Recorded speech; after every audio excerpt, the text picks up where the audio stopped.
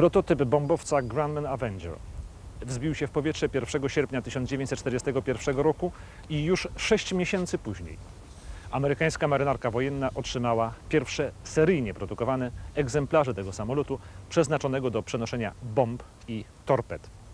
Działalność bojową rozpoczęły Avengery 4 czerwca 1942 roku w czasie bitwy o Midway. W maju 1942 roku z portu Yokosuka wyruszyła japońska flota, której celem było zdobycie amerykańskiej bazy na Pacyfiku Midway. To ta wyspa. Był to niezwykle ważny punkt strategiczny i opanowanie wyspy dawałoby Japończykom ogromną przewagę w dalszych walkach morskich.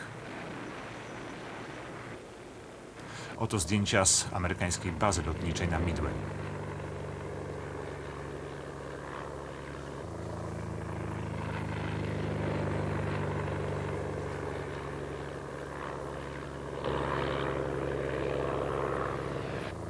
Dwudziestego 26 maja z Midway wystartowały bombowce B-17, które z dużej wysokości miały zaatakować 3 zespoły uderzeniowe floty japońskiej.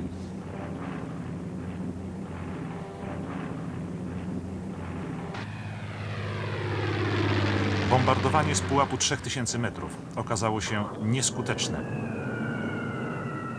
Tę bitwę, która mogła mieć decydujący wpływ na losy wojny na Pacyfiku, miały rozstrzygnąć myśliwce i bombowce startujące z pokładów lotniskowców.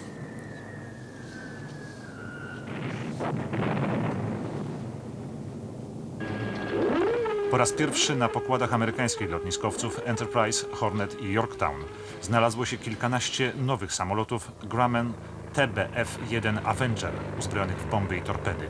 Za chwilę zobaczą Państwo ten samolot w locie.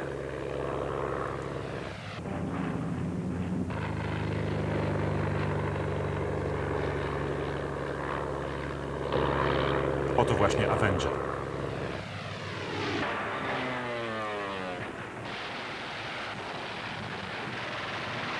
Czwartego czerwca o godzinie 10 czasu lokalnego 36 amerykańskich samolotów zatopiło 2 japońskie lotniskowce Kaga i Akagi.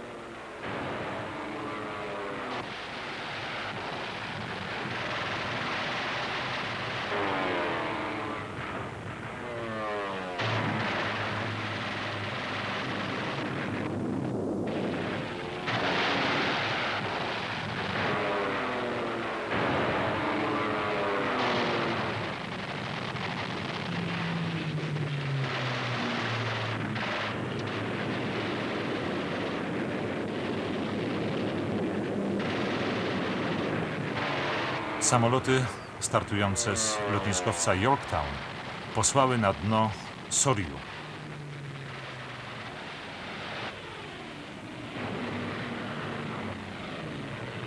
W tej bitwie pancerniki i krążowniki nie oddały ani jednego strzału. Nie udało im się zbliżyć na odległość, z której mogłyby nawiązać walkę.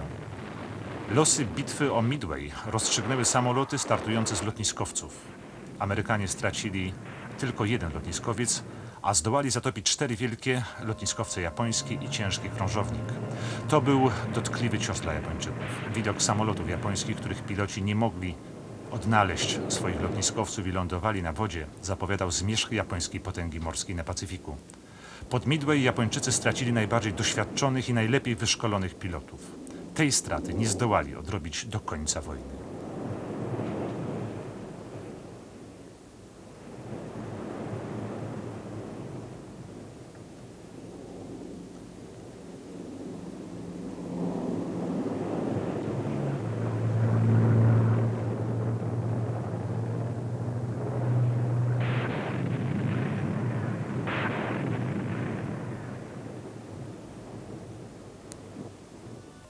Grumman Avenger okazał się doskonałym samolotem.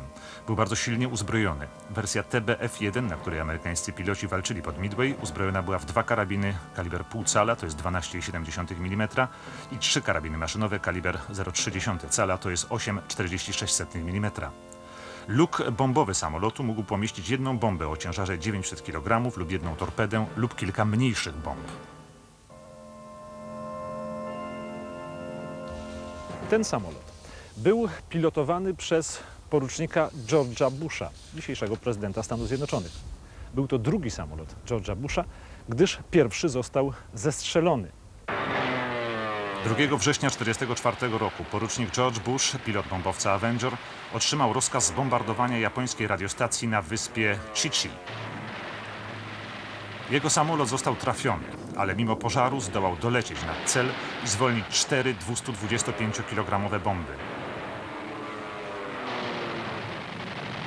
Potem Bush i dwaj członkowie załogi zdołali wyskoczyć na spadochronach do morza.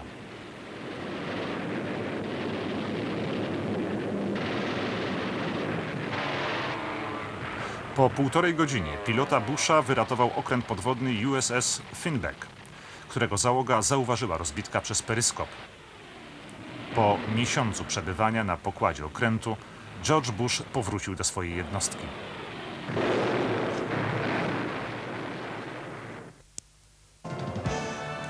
Avenger TBF-1 Grumman.